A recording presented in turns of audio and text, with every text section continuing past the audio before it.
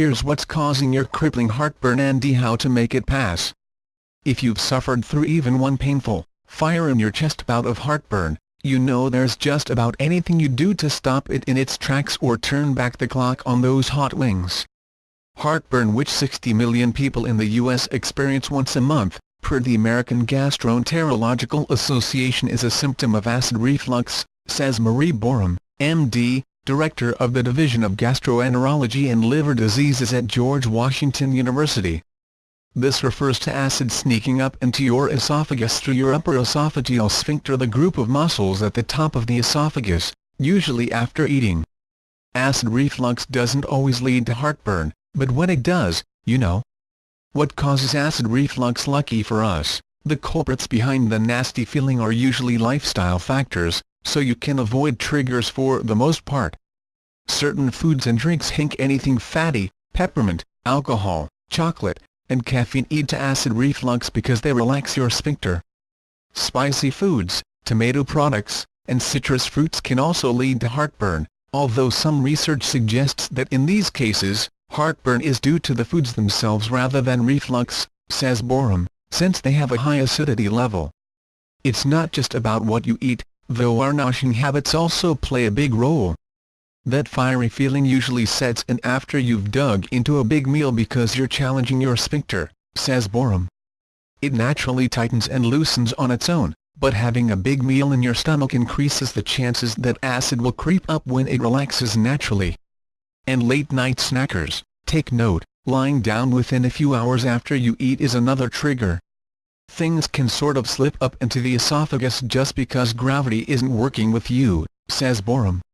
Other risk factors include obesity and weight gain, medications that relax your smooth muscles like calcium channel blockers for heart disease, and smoking.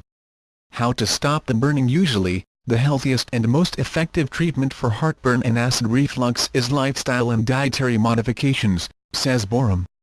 Dealing with the triggers head-on should be your first line of defense, even if it means cutting back on the coffee or eating smaller meals. When that's not enough, there are a series of steps you can take to try to ease things. Borum suggests starting by popping an antacid, like Tums, or an H2 blocker, a medication that blocks the production of stomach acid, such as Zantac or Pepcid. You can take them as needed.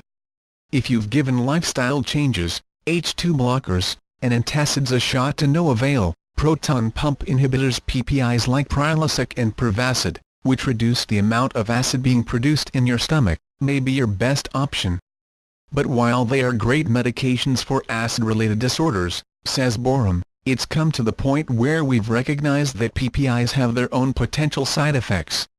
Recent studies have found that long-term PPI use can cause bone metabolism issues, leading to decreased bone density.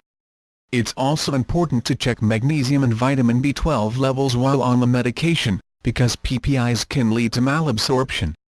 Even though the risks are relatively small for a course or two, it's recommended that you try to use PPIs at the lowest possible dose for the shortest period of time, says Borum. I think it's important that after 8 weeks of using them it's reassessed to determine whether PPIs are really your best medication. If you've got severe or persistent heartburn, say, more than a couple of times a week, consider talking to your primary care doc or a gastroenterologist. He may suggest trying a different PPI or performing an endoscopy, a non-surgical procedure during which your digestive tract will be examined with a flexible tube to get to the root of the problem. If your acid reflux is persistent, you could have gastroesophageal reflux disorder, for instance, and your MD can help you come up with a treatment plan once he or she's examined inside your esophagus.